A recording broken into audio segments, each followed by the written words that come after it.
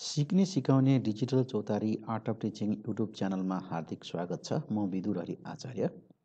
शिक्षक सेवा आयोगद्वारा सञ्चालन हुने माध्यमिक, निम्न माध्यमिक र प्राथमिक तहका शिक्षक पदहरू नेपाल शिक्षा सेवाका राजपत्राङ्कित तृतीय श्रेणी, राजपत्र अनङ्कित प्रथम श्रेणी, प्राविधिक सहायक, सहायक 5औं तहको लिखित परीक्षाको तयारीका लागि अत्यन्त महत्त्वपूर्ण सामग्री तथा शैक्षिक सरोकारवालाहरू सबैले जानकारी राख्नुपर्ने विषयवस्तु चालु 15औं योजनामा शिक्षा सम्बन्धी जानकारी बुदागत रूपमा प्रस्तुत गरेको छु। भिडियोलाई अन्तिमसम्म हेरी विषयवस्तुको जानकारी लिनुहुन र आवश्यक सुझावको अपेक्षा गर्दै सिकाइ सहजीकरणमा सूचना प्रविधिको प्रयोग तथा शिक्षा सम्बन्धी महत्त्वपूर्ण जानकारीहरू प्रस्तुत गर्ने यस आर्ट अफ टिचिङ युट्युब च्यानललाई सब्सक्राइब गरिदिनुहुन अनुरोध गर्दै आजको विषयवस्तु सुरुवात गरौँ। आजको यस भिडियो सामग्रीभित्र 15औं योजना संक्षिप्तमा दीर्घकालीन सोच, दीर्घकालीन राष्ट्रिय लक्ष्य, योजनाका प्रमुख विशेषताहरू, योजनामा शिक्षा, यस अन्तर्गत सोच, लक्ष्य, उद्देश्य, रणनीति र प्रमुख उपलब्धिहरू प्रस्तुत गर्नेछु। 15औं योजना आर्थिक वर्ष 2076-77 देखि 2080-81 सम्मको राष्ट्रिय योजना। दीर्घकालीन सोच अन्तर्गत 2021 सम्मको समृद्ध नेपाल सुखी नेपाली, समृद्ध नेपाल सुखी नेपाली अन्तर्गत समुन्नत, स्वाधीन र समाजवाद उन्मुख अर्थतन्त्र सहितको समान अवसर प्राप्त, स्वस्थ, शिक्षित, मर्यादित र उच्च जीवनस्तर भएका सुखी नागरिक बसोबास गर्ने मुलुक दीर्घकालीन सोचको रूपमा रहेको छ। यसैगरी दीर्घकालीन राष्ट्रिय लक्ष्यहरूमा पहिलोमा समृद्धि अन्तर्गतका लक्ष्यहरूमा सर्वसुलभ, आधुनिक, पूर्वाधार एवं सघन अन्तर आबद्धता। 2मा मानव पुँजी निर्माण तथा सम्भावनाको पूर्ण उपयोग। 3 उच्च र दिगो उत्पादन तथा उत्पादकत्व। 4 उच्च र समतामूलक राष्ट्रिय आय। यसैगरी सुख अन्तर्गत परिष्कृत तथा मर्यादित जीवन। दोस्रोमा सुरक्षित, सभ्य र न्यायपूर्ण समाज। तेस्रोमा स्वस्थ र सन्तुलित पर्यावरण। चौथोमा सुशासन। 5औंमा सबल लोकतन्त्र। 6औं राष्ट्रिय एकता, सुरक्षा र सम्मान। यस योजनाका प्रमुख विशेषताहरूमा 1 दीर्घकालीन सोचमा आधारित। 2 सङ्घीय शासन प्रणालीमा आधारित राष्ट्रिय योजना। 3 बृहत सहभागितामा तर्जुमा भएको योजना। 4 पूर्वाधार निर्माण, सूचना प्रविधि, कृषि, उत्पादनमूलक उद्योग, शिक्षा तथा स्वास्थ्यमा प्राथमिकता। 5 तथ्याङ्क, अनुगमन तथा मूल्याङ्कन र प्रोत्साहनको व्यवस्था। 15औं योजनामा शिक्षा, सोच, सामाजिक आर्थिक रूपान्तरणका लागि मानव संसाधनको विकास। यसको लक्ष्य सृजनशील, दक्ष, प्रतिस्पर्धी, उत्पादनशील र नवपरिवर्तनशील मानव स्रोतको विकास गर्ने लक्ष्य रहेको छ।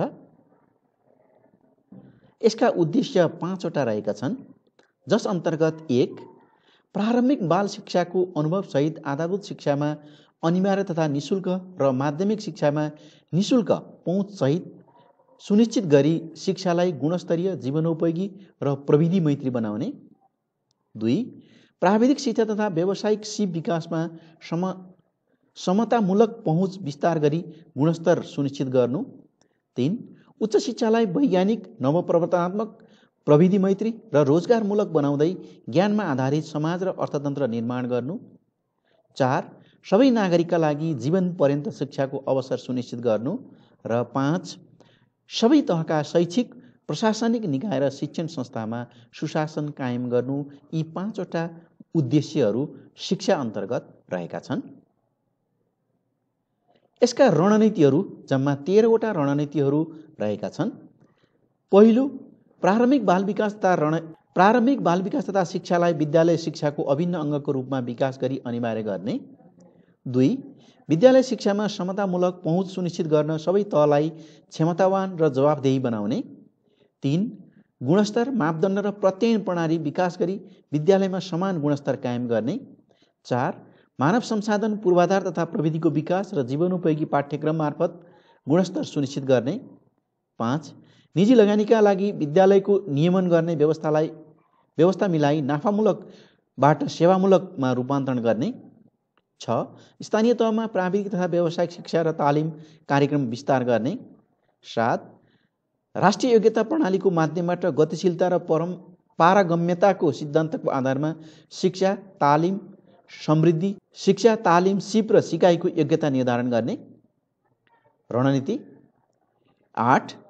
उच्च शिक्षा प्रदायक शिक्षण संस्थालाई प्रतिस्पर्धी एवं नतिजामुखी बनाउने। 9. शिक्षण पेसामा दक्ष जनशक्ति उत्पादन गर्न विश्वविद्यालय अन्तर्गतका संकाय तथा शिक्षण तालिम प्रदायक संस्थाहरूको पुनर्संरचना गर्ने। 10. नवीनतम खोज र अनुसन्धानमा आधारित उच्च शिक्षाको विकास गर्न नतिजामा आधारित लगानी पद्धतिको विकास गर्ने। 11. उच्च शिक्षा प्रदायक संस्थाहरूलाई प्रविधियुक्त सिकाइ केन्द्रको रूपमा विकास गर्दै गुणस्तर, सुनिश्चितता एवं प्रत्ययन प्रणाली सबल र अनिवार्य बनाउने। 12. अनौपचारिक शिक्षा तथा वैकल्पिक सिकाइलाई आयमूलक कार्यक्रमसँग आबद्ध गर्ने। 13. परम्परागत र स्थानीय ज्ञान, सिप र प्रविधिको सम्वर्धन र संरक्षण गर्दै नवीनतम प्रविधिलाई विकासमा उपयोग गर्ने। यी 13 वटा रणनीतिहरू अवलम्बन गरिएको छ। यसैगरी यस योजनाको अन्तिमसम्म अपेक्षित उपलब्धिहरूमा योजनाको अन्त्यसम्ममा 15 वर्ष माथिको साक्षरता दर 58बाट 95% पुगेको हुने, युवा साक्षरता दर 92बाट 79% पुगेको हुने, आधारभूत तहमा खुद भर्ना दर 93बाट 79% पुगेको हुने, माध्यमिक तह कक्षा 9-12मा खुद भर्ना दर 46बाट 65 पुगेको हुने, प्रारम्भिक बाल विकासमा खुद भर्ना दर 100% पुगेको हुने, उच्च शिक्षाको कुल भर्ना दर 22% पुगेको हुने,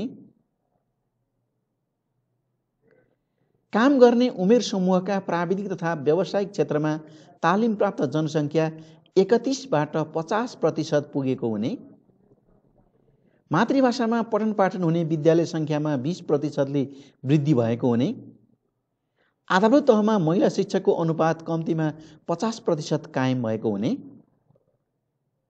माध्यमिक शिक्षामा अध्ययन गर्ने मध्ये 30% प्राविधिक धारमा अध्ययन गरेको हुने, यसैगरी 15% विज्ञान विषय अध्ययन गरेका हुने, कक्षा 5, 8, 10 र 12मा विद्यार्थी उपलब्धि परीक्षण भएको हुने। धन्यवाद। 15औं योजनामा शिक्षा सम्बन्धमा महत्त्वपूर्ण विषयवस्तु बुदागत रूपमा प्रस्तुत गरेको छु। पक्कै पनि यो विषयवस्तु यहाँलाई अध्ययनका लागि महत्त्वपूर्ण रहनेछ भन्ने विश्वास व्यक्त गर्दै आजको यस सामग्रीबाट बिदा हुन्छु। हस्, धन्यवाद, नमस्कार।